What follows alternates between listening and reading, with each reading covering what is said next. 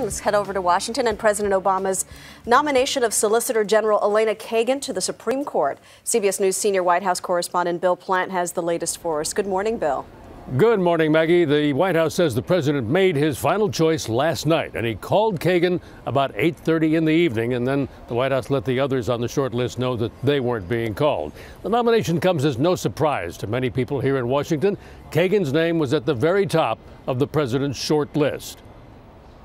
Elena Kagan, Solicitor General of the United States. Elena Kagan now serves as Solicitor General, the administration's top lawyer.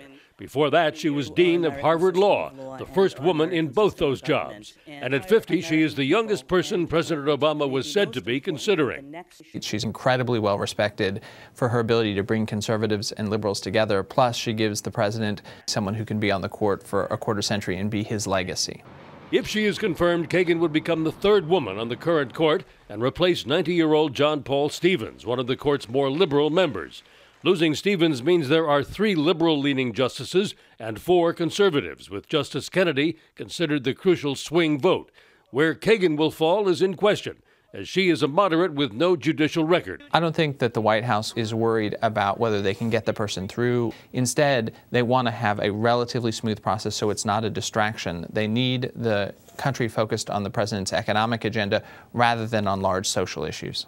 Unlike President Obama's other finalists, Kagan has never been a judge, and her nomination is likely to bring protests from conservative groups. As Dean of Harvard Law School, she argued against military recruiting on campus because she opposes the don't ask, don't tell policy. Despite this controversy, court watchers expect the Senate to confirm her.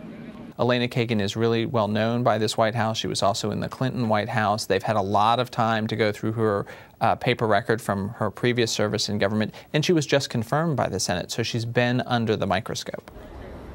She was just confirmed, 61 to 31, but the tally this time might be a little closer because politics is going to play inevitably a much larger part. Harry? Imagine that. Bill Plante at the White House this morning. Thank you very much. A lot happens early on The Early Show, weekday mornings on CBS.